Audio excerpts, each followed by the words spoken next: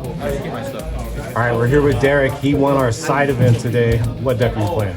Swordsoul Tenyi.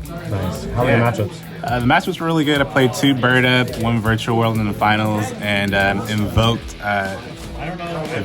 Doll. Yeah. Nice. So yeah, they're all fairly easy. All right, so let's get into the profile. Let's check it out.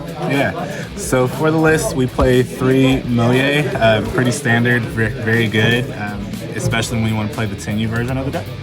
We play 3 Longwon, and then we also play 2 Tire. I prefer the 2 instead of 1, just because it gives you additional follow-up later in the game. We also played 3 Ashina, 2 Vishuddha, and 2 Adhara. Looking at all the lists, I think this is actually pretty standard, and then the best flow of the deck is when you open this with any other worm monster, because it's full combo by itself before you commit to a normal summon. Then we also played 3 Ecclesia. Ecclesia was really solid the whole tournament, even when I played in the main event. We didn't do too well there, but with the Ecclesia effect, it is like a Cyber Dragon. Once per turn, you can do that, so that comes in handy.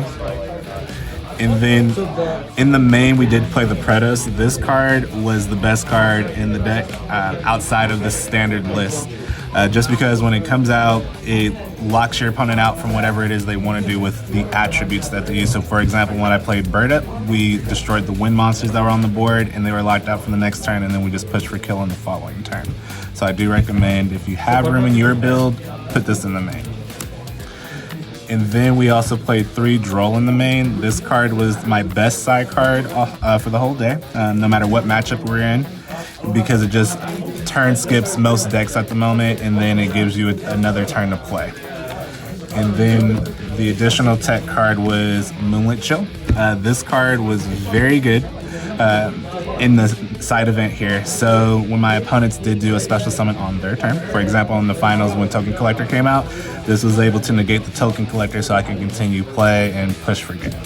So in the main deck as well, we did play 2 Blackouts, and we played 3 Infinite Impermanents as well. This went very well with the other 2 hand traps that I chose to play.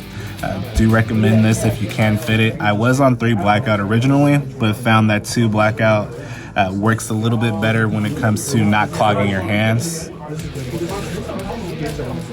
And then we played 1 Call by the Grave. It's Call by the Grave, nothing much to say about that. And then we played 3 Desires. So the Desires allows the Supreme to get extremely big by 1,000 exactly. And then it also decreases your opponent's monster's attacks, and it also triggers this Banish effect. So if you can fit this, I would play this over Prosperity, just because the draw 2 is more important than adding a card, in my opinion, for my testing. We did also play 3 Vessel. This card was extremely good because once you get a non-effect monster on the board, it's a dump and a search. So you can't ask for much with this card, just 2 different things. Lastly, we played 1 Summit, and then we also played 3 Emergence for the search card in the Tenyi build. Pretty standard. And then last but not least, our side deck, boys and girls.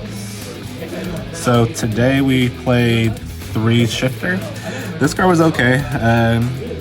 I would honestly recommend to cut it. It was good, and then it just wasn't good at times. Didn't do enough.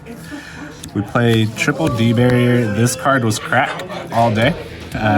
So it's D Barrier. It's like Zoo format all over again, and you have Synchros at XYZ and also Ritual through Drytron available now.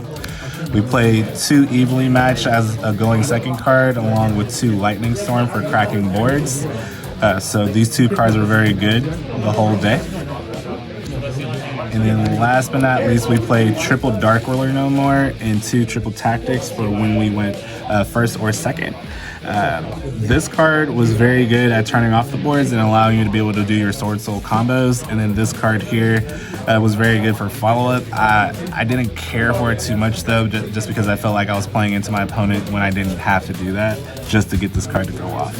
Next step, we'll go with the extra deck. So with the extra, we played 2 Monk and then 1 of this one. The Monks were very good. Their standard don't do much of anything, but it allows you to use the Tenyi effects And then this one here, it didn't come up this time, but in testing it, it's come up a few times where you get to use Monk and this together to destroy cards in the field when it declares an attack. But it's mainly used for the special summon for grave effect of a worm monster. Then we also played for the Yang Zing package, Yazi, 2 Baxia, and then Chao Feng. So if you do want to play this package, I do recommend 2 Baxia. That way you can commit to this turn 1 if you chose to lock out lights and still have a follow-up Baxia. But this package was definitely highly recommended. We did also play 1 Baron de Fleur. It's definitely worth its price tag, $100. So if you don't have one, get one now before the YCSs kick off, because I'm pretty sure that's going to go up.